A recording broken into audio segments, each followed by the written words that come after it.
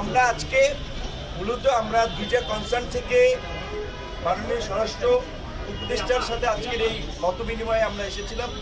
প্রথমত তার দুটি বক্তব্যকে কেন্দ্র করে জনগণ এবং রাজনৈতিক দলের মধ্যে একটা ব্যাপক প্রতিক্রিয়া হয়েছে। আপনারা জানেন, বিশেষ করে আওয়ামী লীগকে সংগঠন গোছানোর বা রাজনৈতিক একটা কথা বিভিন্ন প্রেক্ষাপটে বলা, এটা একটা ব্যাপক প্রতিক্রিয়া হয়েছে। কাজে আমরা যেহেতু ছাত্র জনতার গণ অভ্যুত্থানের পর আমরা যেহেতু মনে করছি যে আওয়ামী লীগের এটা ঠিক যে অতীত অনেক ভালো ইতিহাস আছে, বাট গত 15 বছরে তার যে ইতিহাস সেটা পৃথিবীর সবচেয়ে জঘন্যতম ইতিহাস, এবং সর্বশেষ যে শাসক জনগণের উপরে গণহত্যা চালিয়ে বিদেশি আর্মি ইন্টারভেনশন করে ক্ষমতায় থাকতে চায়, তার মতো দেশদ্রোহী প্রধানমন্ত্রী এবং সেই ফ্যাসিস্ট রাজনৈতিক দল বাংলাদেশে কোনোভাবেই রাজনীতি করতে পারে না। সেই জায়গা থেকে পরিষ্কারভাবে আওয়ামী লীগকে নিষিদ্ধের দাবিতে এবং প্রধানমন্ত্রীকে দেশে ফিরিয়ে এনে বিচারের মুখোমুখি করার দাবিতে সমগ্র দেশবাসী আন্দোলন করছে, প্রতিবাদ করছে।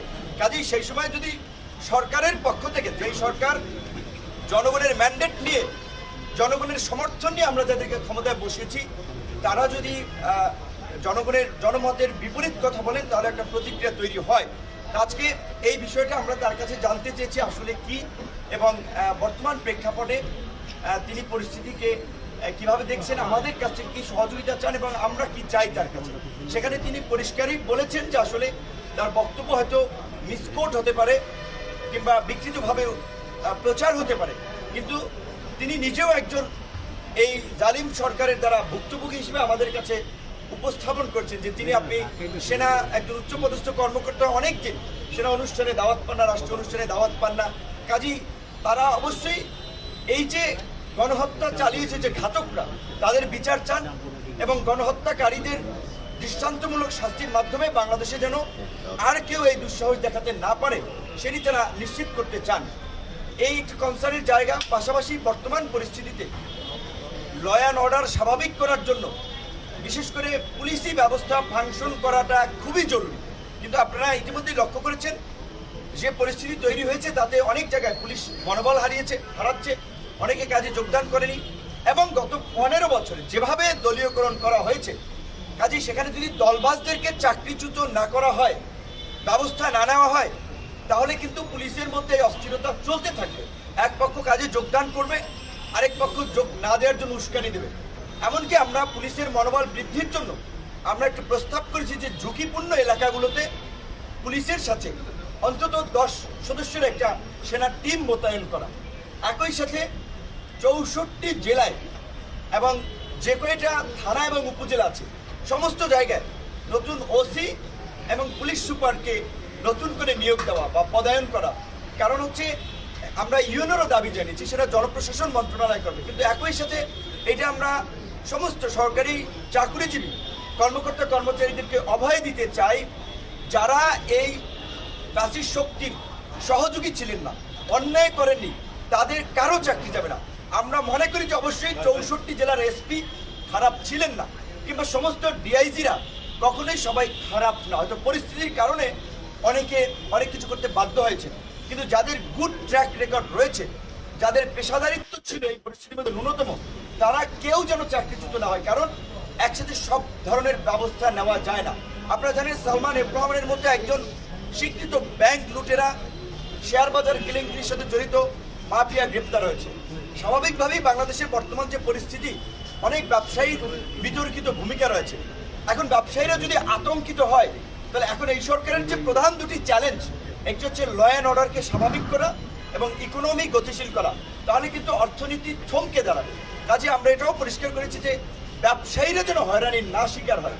এবং এই যে এটা তো সত্য, দিনের আলোর মধ্যে আপনারা দেখতে পাচ্ছেন কিছু কিছু জায়গায় চর দখলের মধ্যে ইতিমধ্যে একটা শ্রেণীর উদ্ভব হয়েছে, নব্য দখলদার, পত্রিকা অফিস দখল করছে, টিভি চ্যানেল দখল করছে, মানুষের মিল ফ্যাক্টরি দখল করছে।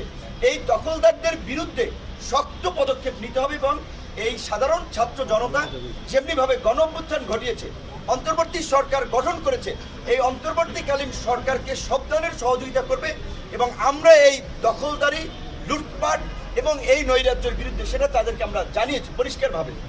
এবং তারাও বেশ কিছু ক্ষেত্রে আমাদের সহযোগিতা চেয়েছে। বিশেষ করে এই যে 15ই আগস্ট কেন্দ্রিক আপনারা জানেন যে একটা নৈরাজ্য তৈরির যে এই যে পলাতক প্রধানমন্ত্রী যে ইনস্ট্রাকশন দিচ্ছেন তার নেতাকর্মীদের মনোবল চাঙ্গা করার জন্য, আমরা বলেছি দেশের মধ্যে ওবায়দুল কাদের সহ আরও যারা এই গণহত্যায় জড়িত তারা দেশের মধ্যে ঘাপটি মেরে আছে এবং গোপালগঞ্জে দেখেছি আমরা তারা আস্ফালন ছেড়েছে। অনতিবিলম্বে তাদেরকে খুঁজে খুঁজে গ্রেপ্তার করা এবং ছাত্রলীগ যুবলীগের সন্ত্রাসীদেরকে ওবায়দুল কাদের নিজেই লেলিয়ে দিয়েছেন। কাজে এখন তাকে গ্রেপ্তার করা একটা প্রধান একটা বিষয় হয়ে দাঁড়িয়েছে। তাকে গ্রেপ্তার করলে অনেক কিছু বের হয়ে আসবে। পাশাপাশি ছাত্রলীগ যুবলীগ যেহেতু এই আন্দোলনে ভায়োলেন্স করেছে, সরাসরি গুলি চালিয়েছে এবং ষষ্ঠ উপদেষ্টা মহোদয় নিজেই বলেছেন তিনি আপনার 7.6 mm গুলি তিনি বিডিআর সদস্যের এই আপনার সিনাতে দেখেছেন। তো কাজে এই যে চিহ্নিত অস্ত্রধারী সন্ত্রাসীদেরকে অনতিবিলম্বে গ্রেপ্তার করা, সকল ধরনের অবৈধ এবং বৈধ অস্ত্র জমা নেওয়া এবং এই সন্ত্রাসী কর্মকাণ্ডের জন্য রাজনৈতিক দলকে নিষিদ্ধ, সেটা নির্বাহী আদেশ কিংবা আপনার নির্বাচন কমিশন অনেক নিয়ম নীতির মধ্যে দিয়ে হবে। কিন্তু ছাত্রলীগ যুবলীগকে সন্ত্রাসী সংগঠন হিসেবে চিহ্নিত করে স্বরাষ্ট্র মন্ত্রণালয় প্রজ্ঞাপন দিতে পারে, আমরা তার কাছে সেটি দাবি জানিয়েছি। পাশাপাশি তিনি আমাদের কাছে অনুরোধ জানিয়েছেন, আহ্বান জানিয়েছেন, দেশবাসীর প্রতি আহ্বান জানিয়েছেন আমাদের মাধ্যমে ল অ্যান্ড অর্ডারকে স্বাভাবিক করতে পুলিশ প্রশাসনকে সব ধরনের সহযোগিতা করতে।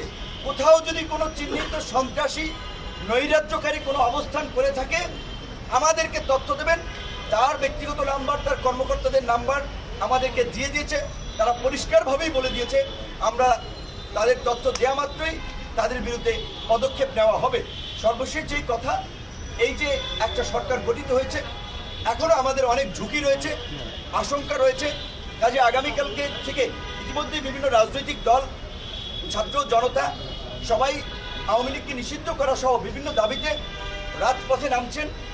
আন্দোলনকারী দল যারা বিপ্লবী ছিলেন, বিপ্লবীদের দ্বারা কোথাও যেন কোনো বিন্দুমাত্র শৃঙ্খলার ঘাটতি না হয়।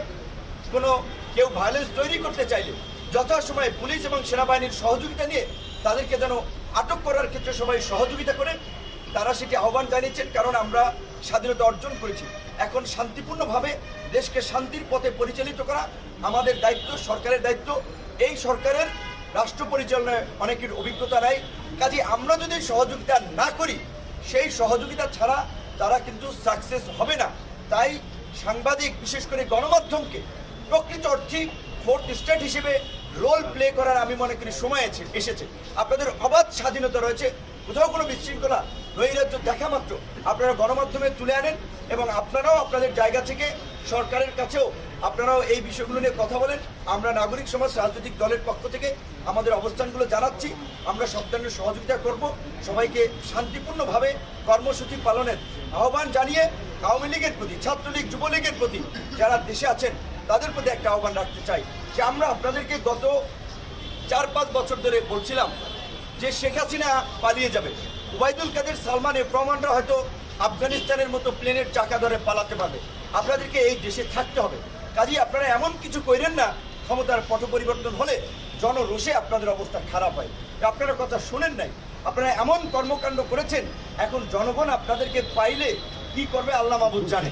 তো সেই জায়গা থেকে আপনারা এইটুকু বলবো, আপনাদের প্রধান নেত্রী পালিয়ে গিয়েছেন, আপনাদের কারো কথা ভাবেন নাই। প্রধান সেই নেত্রীর ছেলে তিনি বলেছেন যে তিনি কোনো পার্টির কথা, দলের কথা ভাবছেন না, তিনি তার মা, তার পরিবারের কথা ভাবছেন।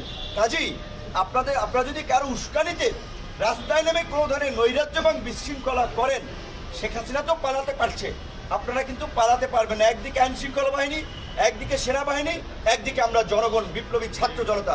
কাজেই কোনো ধরনের নৈরাজ্য করার দুঃসাহস আপনারা দেখাবেন না। আমরা চাই যারা আছেন ক্ষমা চেয়ে আপনারা ভালো হয়ে যান, শান্তিপূর্ণভাবে দেশে থাকেন।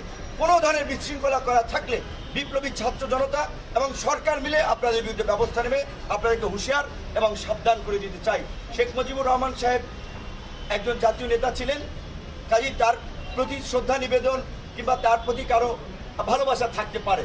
এখন দেশের যে পরিস্থিতি, এই পরিস্থিতিতে যদি আপনারা এই ধানমন্ডিতে শোডাউন দেওয়ার প্রস্তুতি নেন, গোপালগঞ্জে আস্ফালন দেখানোর চেষ্টা করেন, তাতে এইদিকে যে ক্ষুব্ধ ছাত্র জনতা, আপনারা কিন্তু স্বাভাবিকভাবেই রাস্তার যে পরিস্থিতি আপনারা দেখেছেন, প্রাণ নিয়ে কিন্তু ঘুরে ফিরতে পারবেন না। কাজেই দয়া করে আপনাদেরকে অনুরোধ করবো, এই নৈরাজ্য তৈরি করার বিন্দুমাত্র দুঃসাহস দেখাবেন না।